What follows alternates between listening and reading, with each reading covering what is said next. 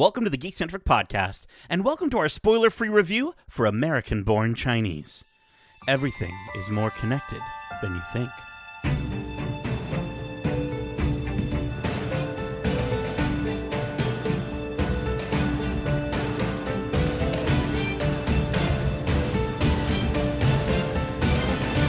Welcome to the Geekcentric podcast. My name is Nate, and this is our spoiler-free review for American-Born Chinese Season 1.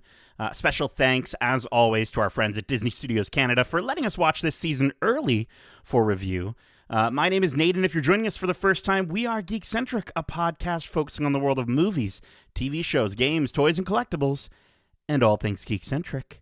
Now, joining me for today's mythical review, we have two geeks that I'd want fighting the bull demon alongside me. Justin, the Wood Ox Lawrence. Oh, that's a good one. That's actually very accurate. I believe I am the year of the ox. There you go. I was trying to figure out your birth months and years and everything because I wanted to make sure I got it right.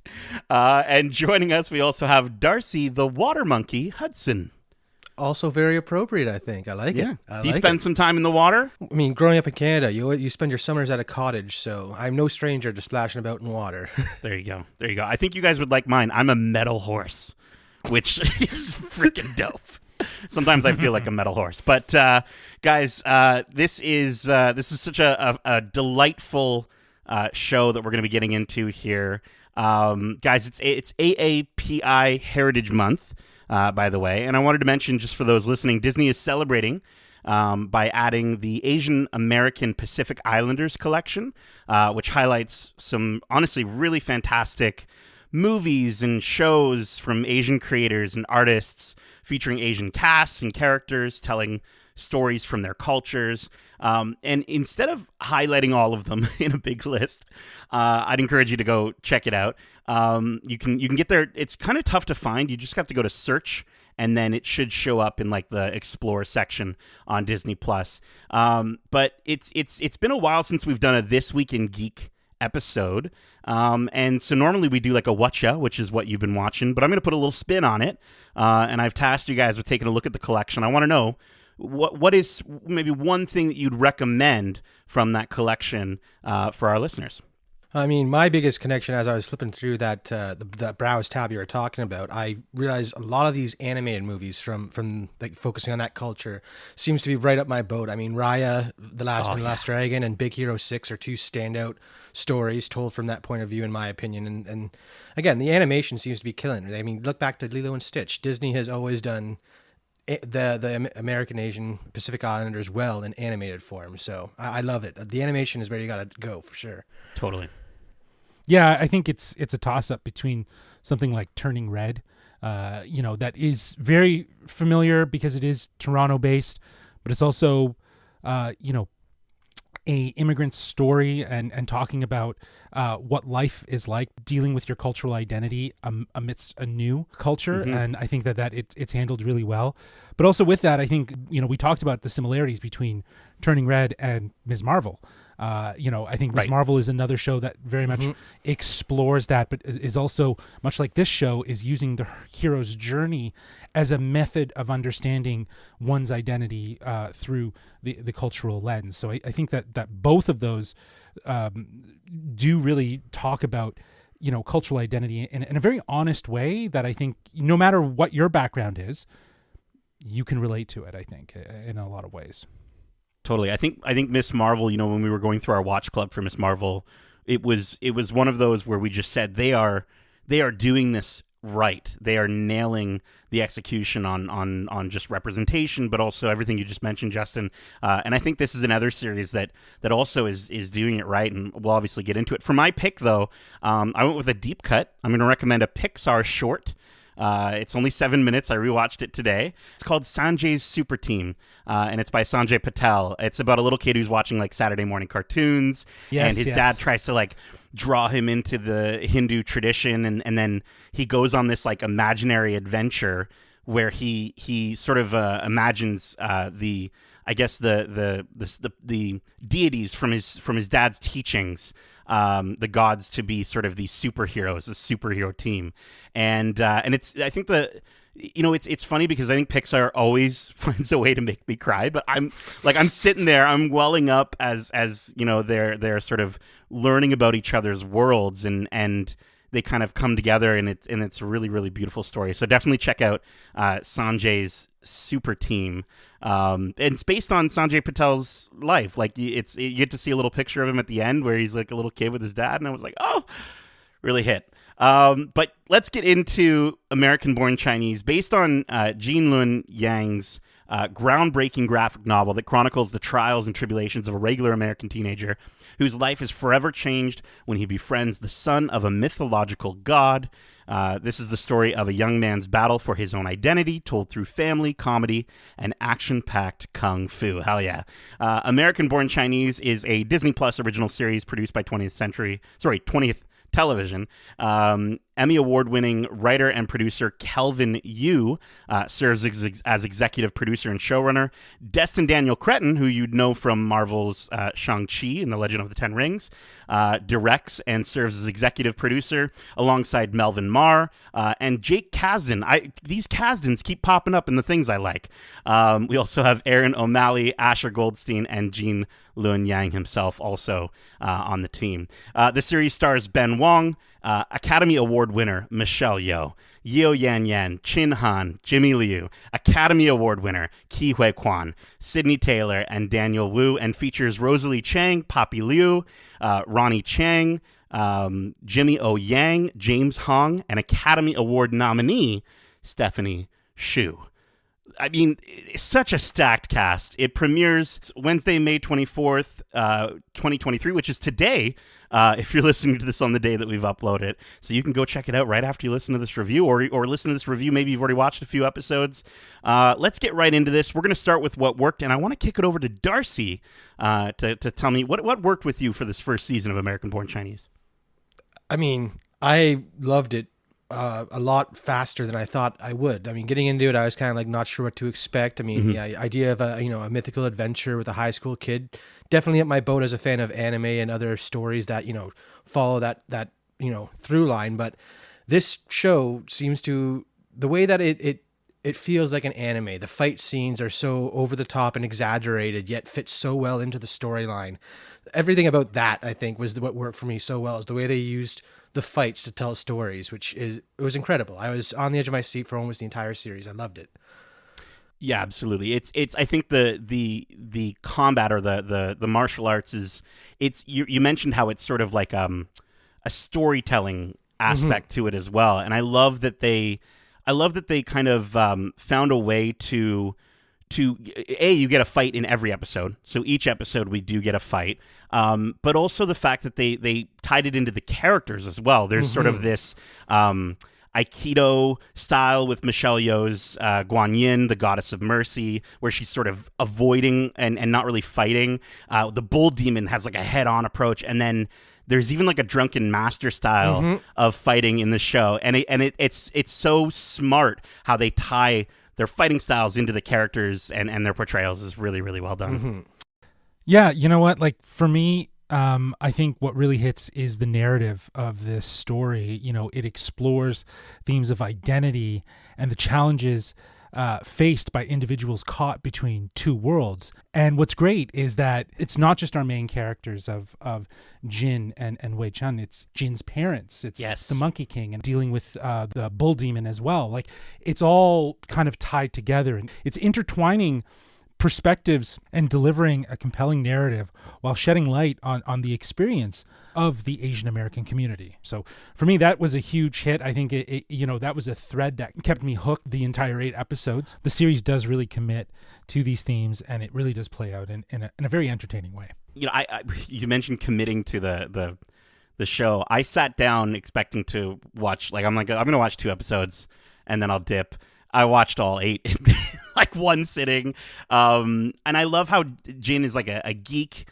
He's just trying to survive high school. But you're right, Justin. There's this beautiful mirroring of the parents of these 2 main characters, and then them. And I like how it's not just their story. We do get, like, I think the parents are fantastic in this. Yu Yan and Chin Han, who play Christine and Simon, are so good in this show. They steal a lot of the scenes they're in, and there were times where I just wanted to stay with them and continue exploring their story because their performances were excellent. Their story is really compelling in this, and I just thought I like how this took the approach of giving us a wider look at each of these cast members rather than just focusing directly in on Jin.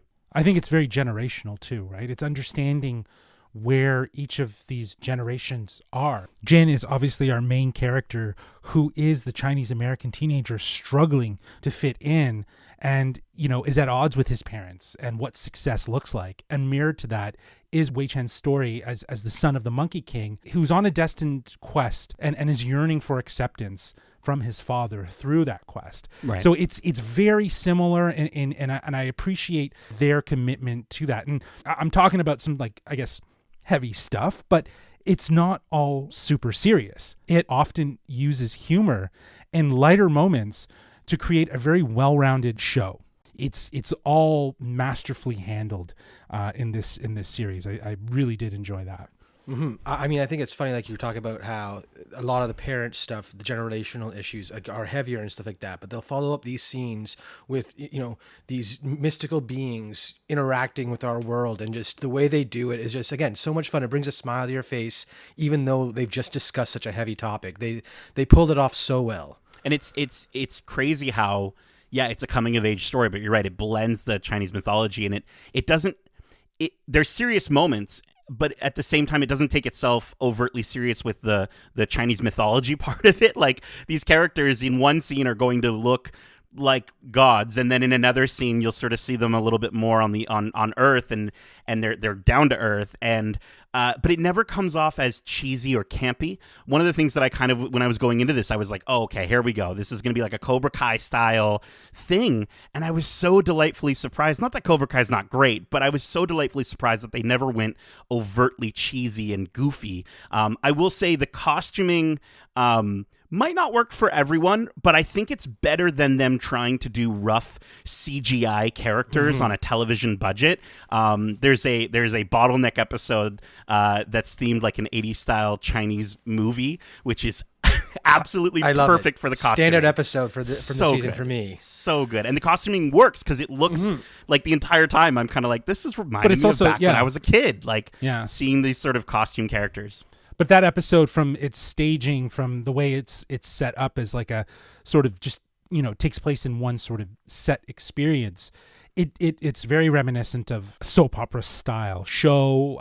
And that's the other thing too, from an aesthetical standpoint, we've talked about the fighting. The choreography is fantastic. So it's so well done. The visual effects in some instances come off a little TV-esque.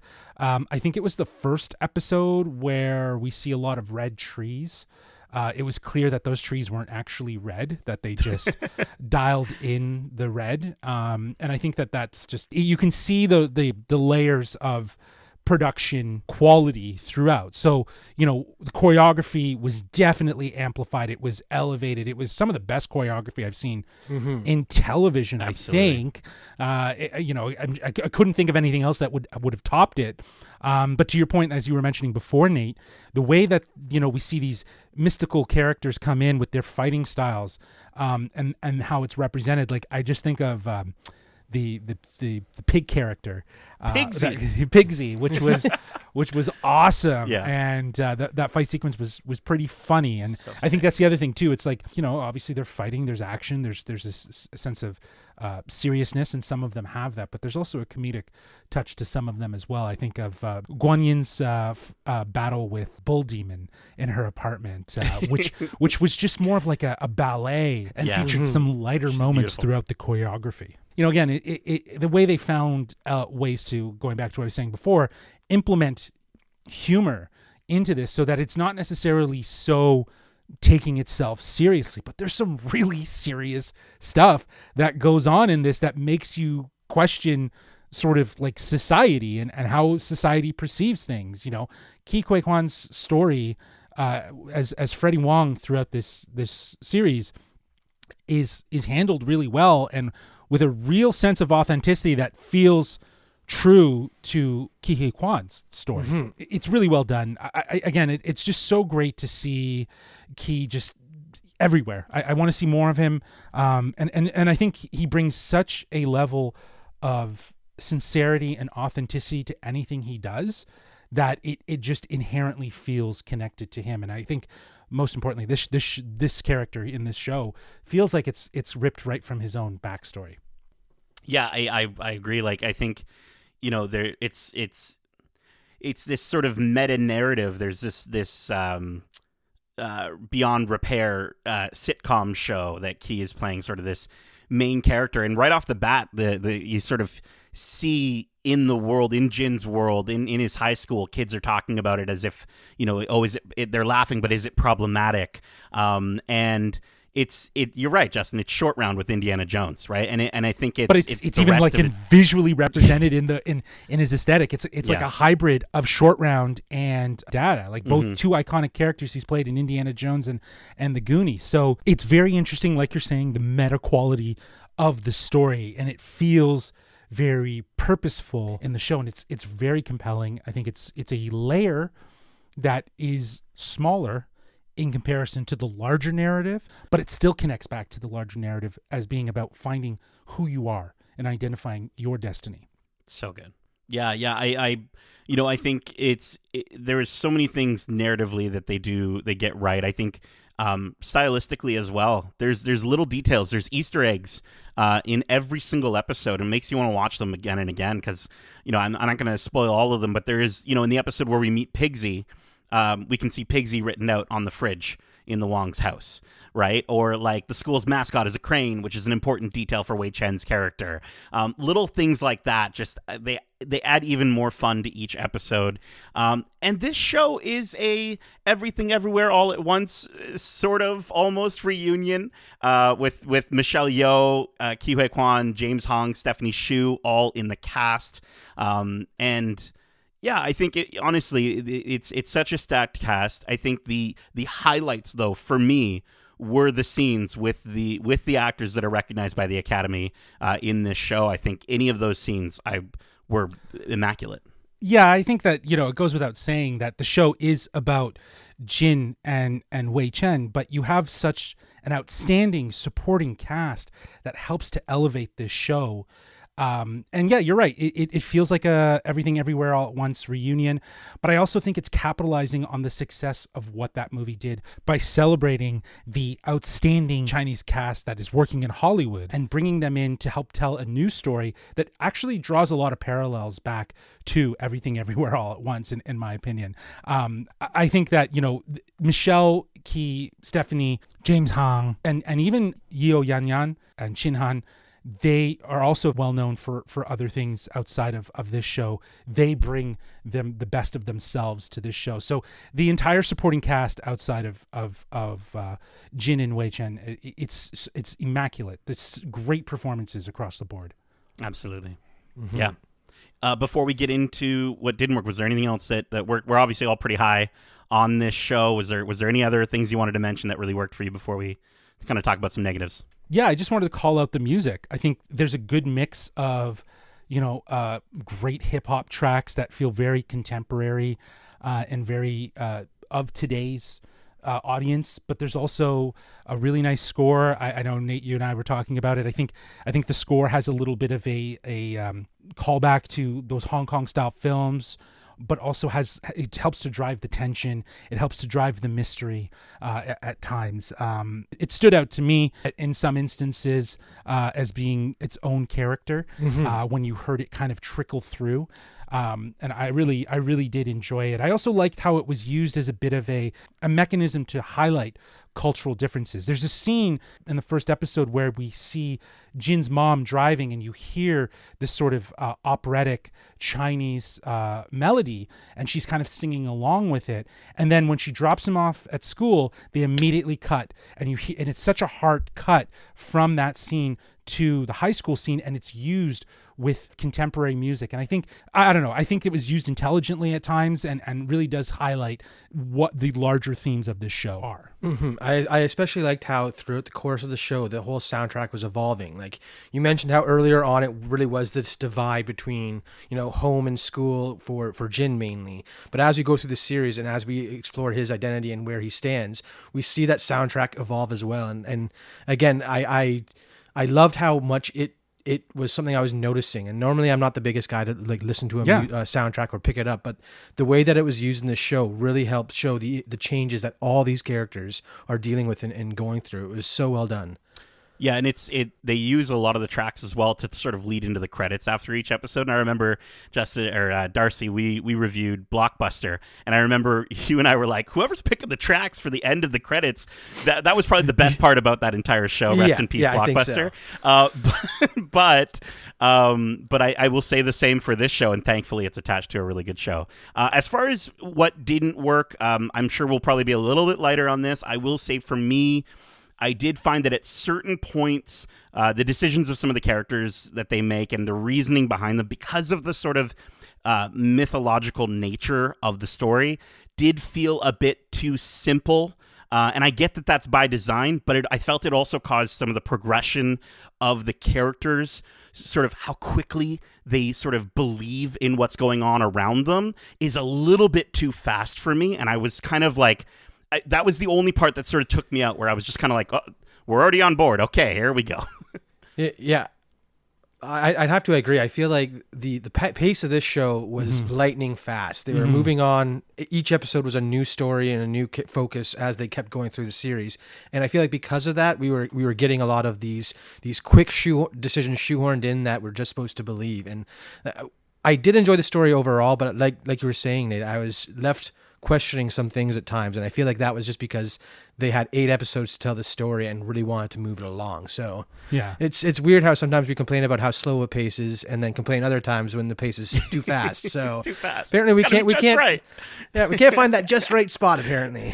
Yeah, and I think that I'm with you guys. I think the negative aspect is the occasional rushed pacing of certain plot points. I think the series covers, as we were mentioning, themes that are intertwining storylines, and at times it may feel like certain aspects are sort of glossed over or not even given enough time fully to develop. This will definitely leave, I think, viewers wanting more depth and exploration, and potentially hindering on their complete, immersion into the narrative. It might take them out of it at times. But I think it's important to note that these moments might be rushed storytelling. It's relatively minor, though, in the significantly, and it doesn't really diminish the overall impact of it. Like you said, Nate, it's one of those things that I think is inherently part of a show like this, when it does have so many layers, that there is going to be, as we're talking about, this sort of fast, slow sort of element where it doesn't hinder on your experience. It's something you'll notice, I feel like. Absolutely. Yeah, and I definitely noticed it. Again, there was just a bit too much of sort of just okay, and then let's do the next thing, and part of that could be the length of the episode, it could be the length of the series, I'm not sure, but it didn't ruin it for me by all means. It's just something we noticed. Let's get to our overall thoughts and final score for this first season, which we're going to be rating on a scale of 1 to 5 sacred scrolls. And Justin, we're going to start with yourself. If you can't tell, I really enjoyed this series. I think it delivered a very thought-provoking and engaging experience for myself that, in my opinion, it explores themes of identity, cultural assimilation, and the challenges faced by individuals caught between two worlds, as I was mentioning before. I think it delivers a compelling narrative that mixes elements of fantasy, teen dramedy, to tell a story about the experiences of the Asian American community, while also giving us a hero's journey and a coming-of-age story. I think there's so much that this series is mixing together that really does work. It seemingly blends realism and fantasy and highlights the complexities of cultural identity using those elements at place. I think the series isn't afraid to dive into the internal battles faced by its characters, offering a heartfelt exploration of self-acceptance and the desire to belong. And as I was mentioning before, that isn't just from the main characters of Jin and Wei Chen. It is through all the characters that we are on this journey of self-identity and self-discovery. I think the emotional depth and relatability of these characters will resonate with audiences no matter what their cultural background is. And, we were talking about the cast. The cast is outstanding. I think Ben Wong as Jin and Jimmy Liu as Wei Chen really do serve as the anchors to this series, with a massive supporting cast, including 2 Oscar winners, Michelle Yeoh and Ki Hye Kwan. I think overall, I enjoyed my time with the show. I'm really happy that they're dropping it all at once. You can binge it. This is a binge-worthy show. It really does, as Nate pointed out, it will have you hooked after the first episode. I found myself hooked, and I just ended up crushing it over 2 days. And I think the show impressively showcases the creative team's dedication to bringing Asian culture to the forefront. This comes from the storytelling, the performances, the choreography. It's all masterfully weaved together. I think at the end of the day, American Born Chinese serves as a shining example of how art and storytelling can create a platform for more voices and more stories, and celebrating and embracing culture and diversity. So I really would hope that Disney does decide to at least give us a second season, because I think it's deserving of it. I'm going to give this 4 out of 5 Sacred Scrolls. Very cool. Darcy. Yeah, I mean, I'm right there with Justin. Everything about this show was so enjoyable. The narrative was enough to get you hooked after the first episode and make you want to find out how these deities are interacting with her and why, and everything in between. And a lot of it comes down to the fact that the cast that we mentioned were so, all their performances felt so heartfelt, and they had a connection to the character, and were bringing it to the screen with an intention to tell an amazing story, which I think they really did. And those pacing issues we mentioned were not enough to hinder my enjoyment of the series. It was just something I noticed, and then I moved on, much like the series does, where they give you a new plot to focus on right after they wrap up something else. So I thought that was beautifully done. The choreography was incredible. Soundtrack was amazing. I really enjoyed this show a lot more than I thought I would after, agreeing to review it. I was intrigued by the trailer and just blown away by the actual product that was brought to us. So I will be giving this one 4.5 out of 5 Sacred Scrolls. Thoroughly worth checking out. Very nice. Very nice. The show's great. It's such an excellent season 1. It's such a lovely surprise, I think. Exactly what you were saying, Darcy. We saw the trailer, we saw the cast, and that, had us peaked. But then after watching the first 2 episodes, I was fully hooked in. I think the combination of Jin and Wei Chen's story and how they mirror their parents with the mythological storytelling, it's such a wonderful blend, and I think it's a great way to hopefully push Western audiences towards more of these stories. The story of the Monkey King is probably the most popular in Western media. There's Lego sets for the Monkey King, right? But there's so many other stories within Asian cultures that can be explored, and I think this show is a great representation of why we need more stories like it. I think the fight choreography, as we mentioned, it's backed by an equally fantastic performance from this cast, and the show just... The way the show chooses to focus on a generational story rather than just one character was really lovely. And I at no point in time did I get bored. As I mentioned, I literally sat down and watched all 8 episodes in one sitting throughout the day. And it's not perfect, but it's a really lovely watch, and it's an easy watch. Definitely binge it. I think it's better binged. And then that's the biggest thing, though, I will say, is watch this show. Like, if you're listening to this and you're thinking about don't just watch it. Watch this show. We need a season 2. The team deserves a season 2. With the writer's strike going on, these companies need to pay their writers, and Disney's now removing some of its programming.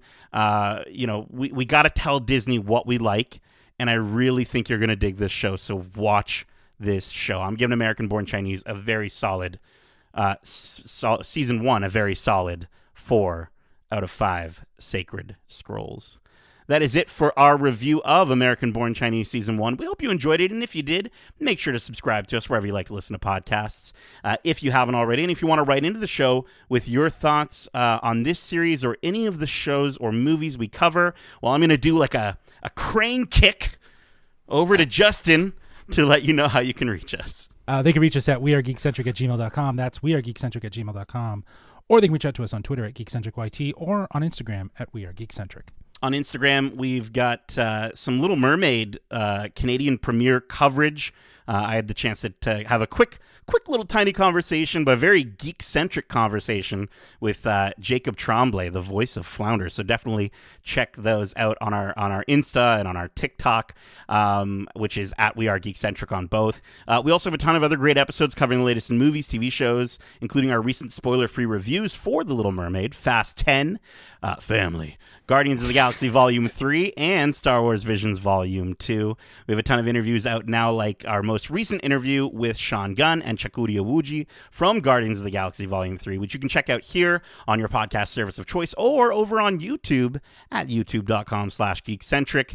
This is the summer of movies. It's just beginning, and so we've got all these lovely shows that we get to watch, but there's a ton of movies coming out in the next few months, and we're going to have a lot of coverage for all of it. So subscribe, click the bell, click whatever you got to click. I don't know what on podcasts, you could give us a review if you could, 5 stars. All of it really helps us to keep doing what we love doing here, and hopefully you love it as well. So, Justin, Darcy, thank you so much for joining me for this mythical review. And as we say, love ya. Laters. Peace.